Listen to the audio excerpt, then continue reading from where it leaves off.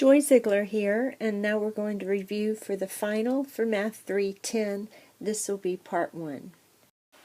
The question asks if this set is a function, and a function deals with two sets of numbers. In this case we'll call them x and y, where one of them is an independent variable and the other is a dependent variable.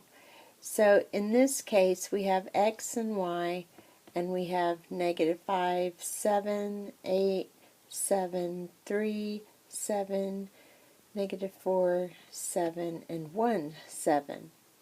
Now, the important property about functions is each x value can only be matched with one unique y value.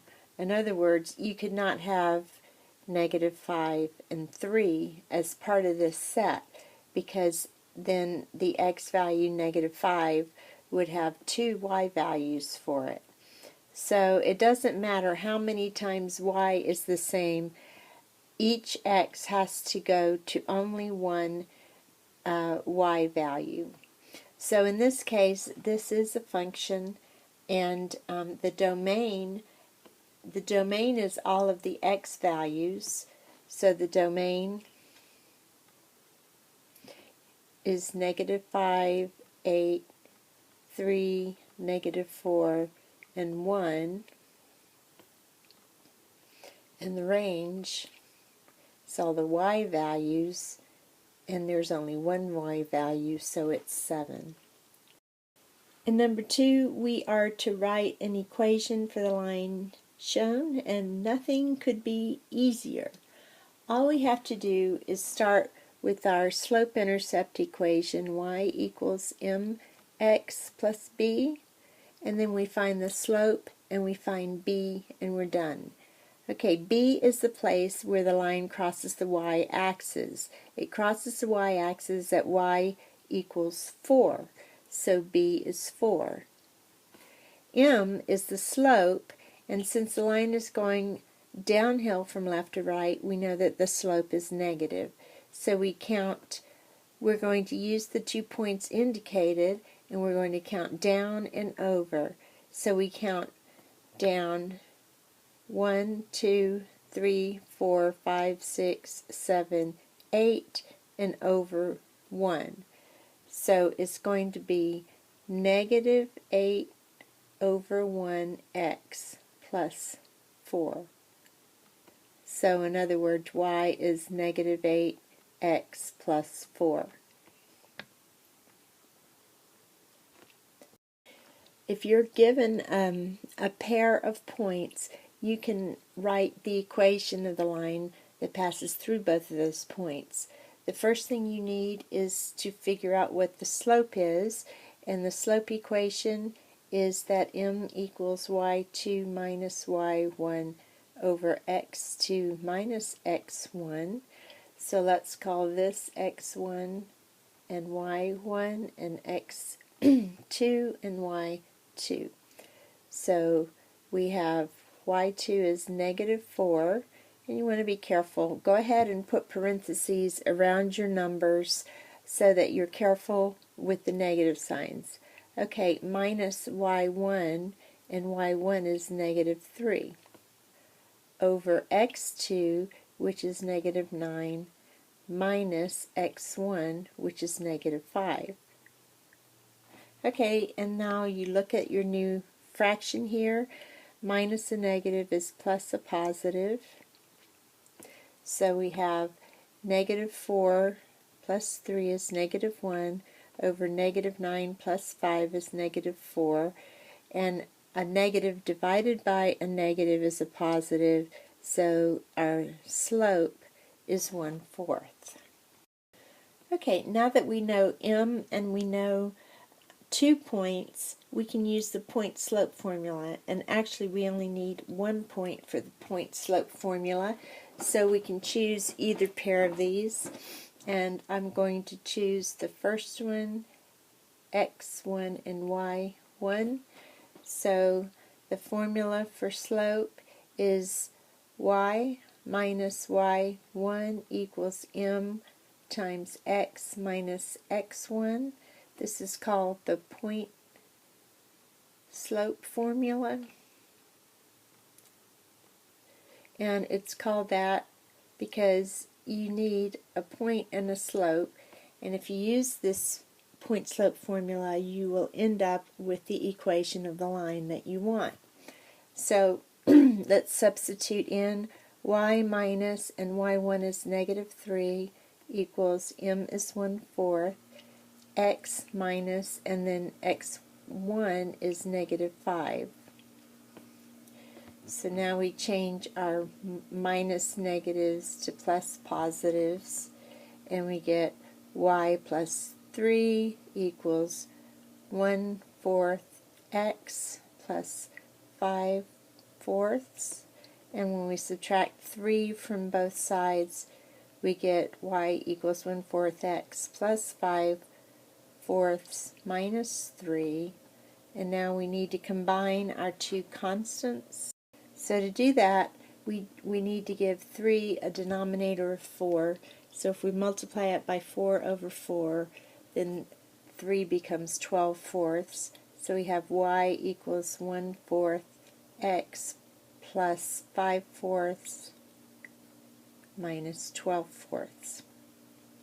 And now we can add the numerators together and keep the denominator.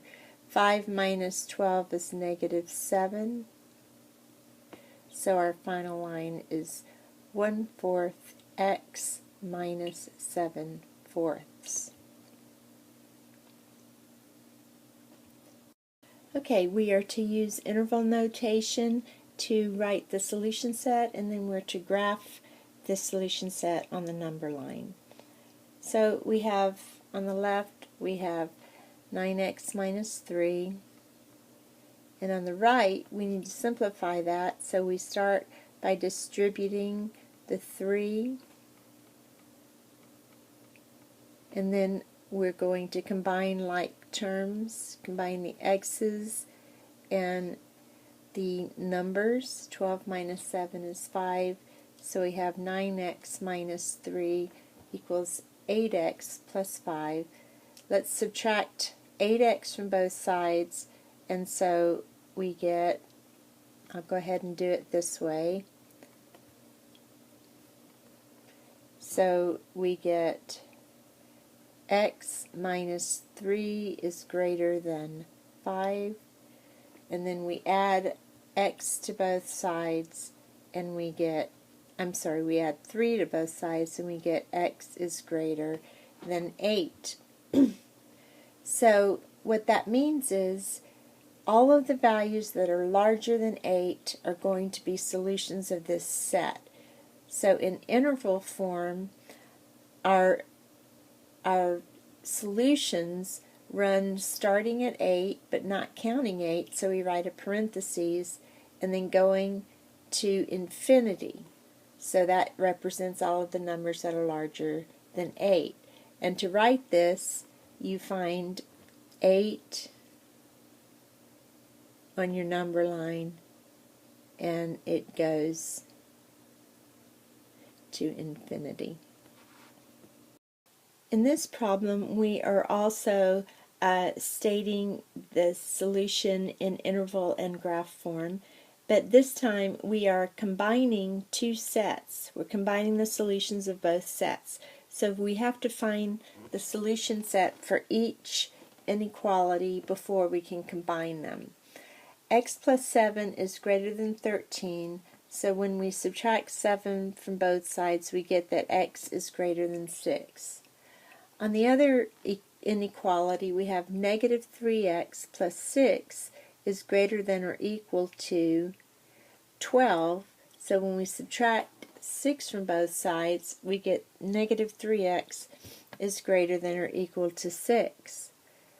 Now we need x by itself, so we divide by negative 3, and that means we have to reverse the inequality when we divide by a negative number.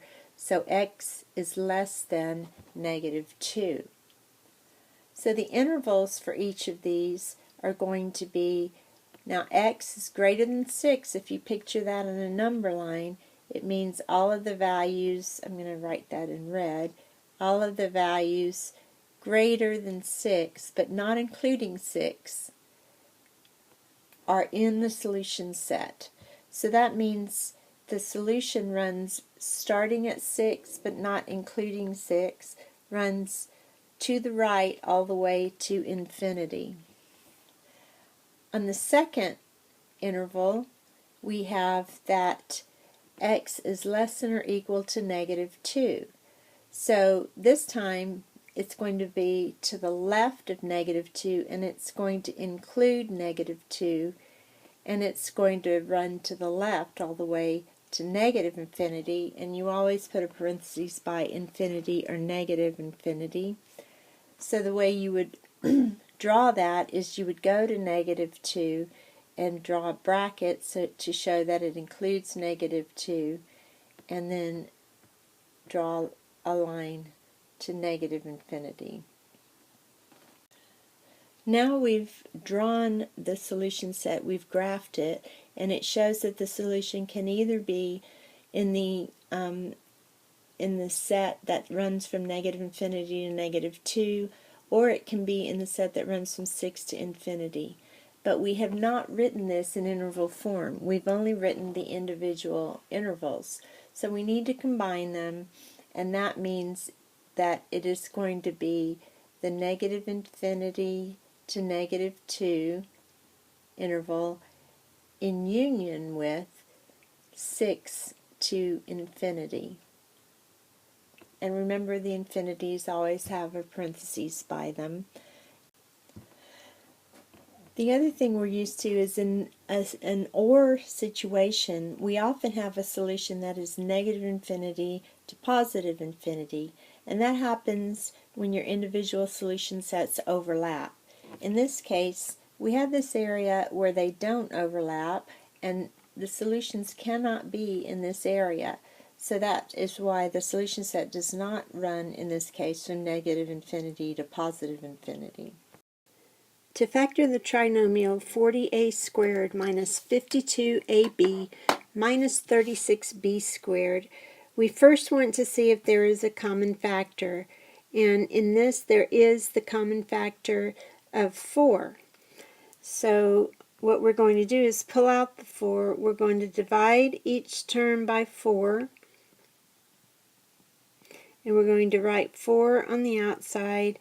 And what we have left is 10a squared minus 13ab minus 9b squared.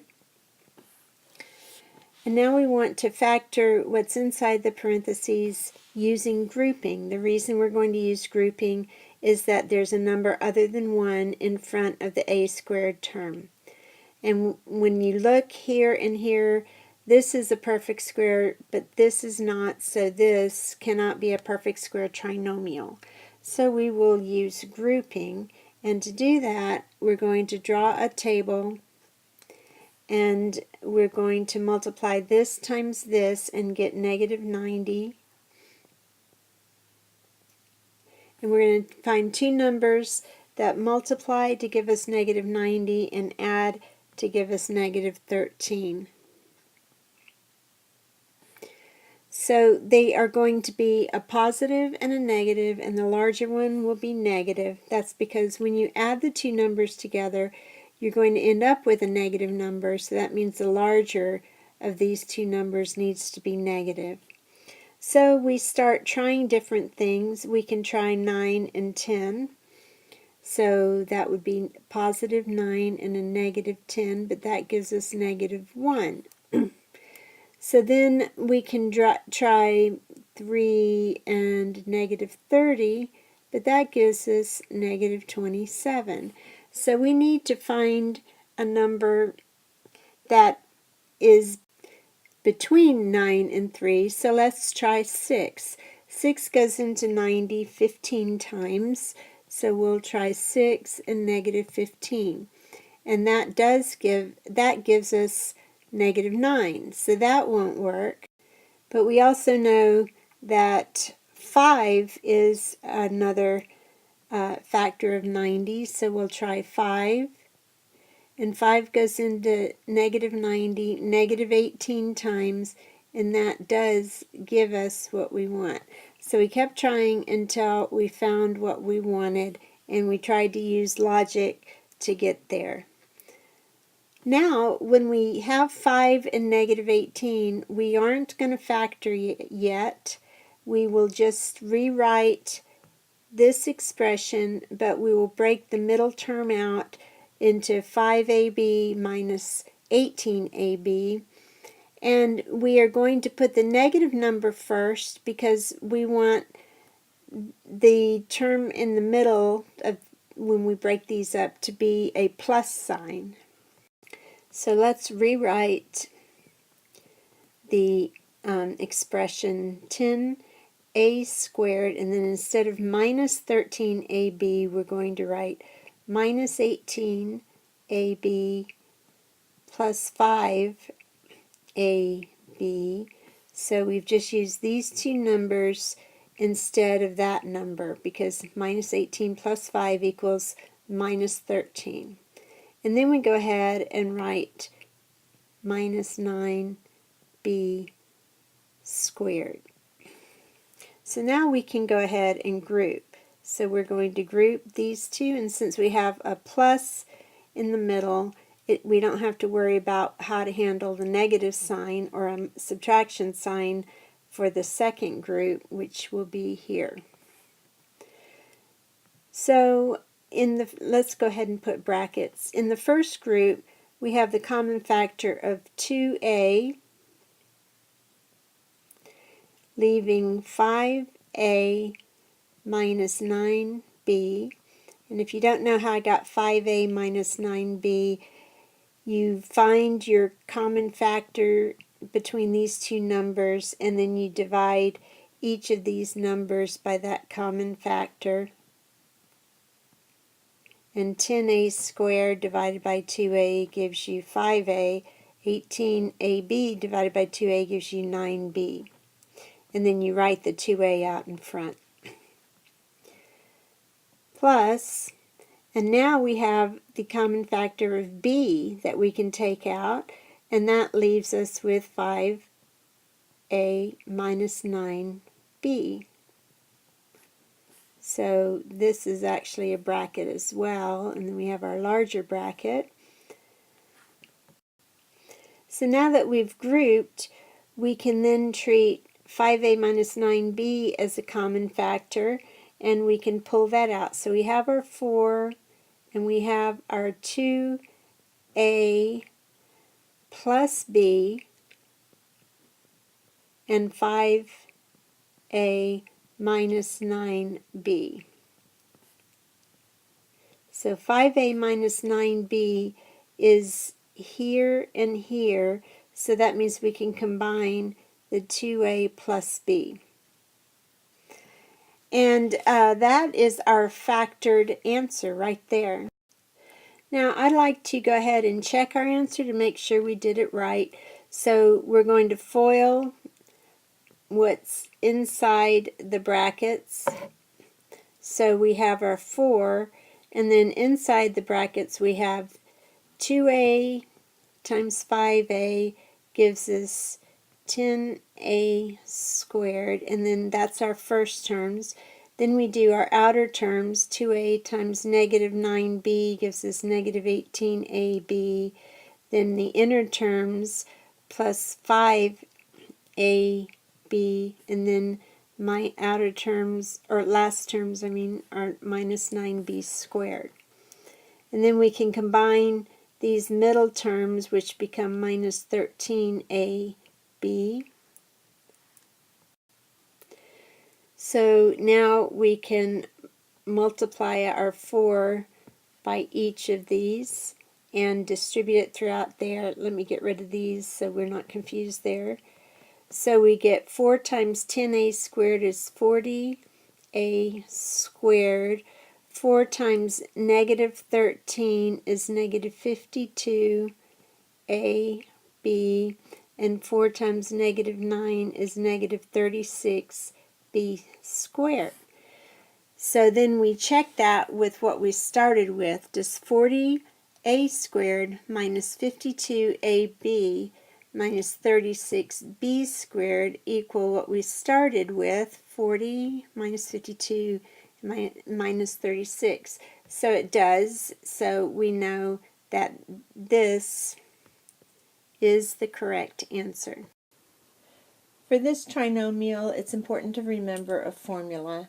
So you need to memorize this formula, that m cubed minus n cubed equals m minus n times m squared plus m n plus n squared. What if it had been m cubed plus n cubed? Then your first term would have had a plus in it, but your trinomial, the first operator would be negative. So there's always going to be one negative, but it just depends on the formula as to which you use. So if it's a difference of cubes, like here, you put it first. And if it's a sum of cubes, your minus sign comes in your trinomial. This term here is always positive.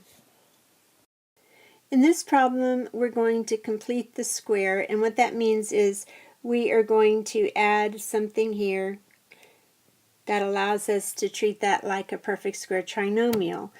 And the way we're going to find that is we look at the middle term, negative 13, and well, actually we just look at the 13 and we half it and square it. Well, even if you did the negative 13.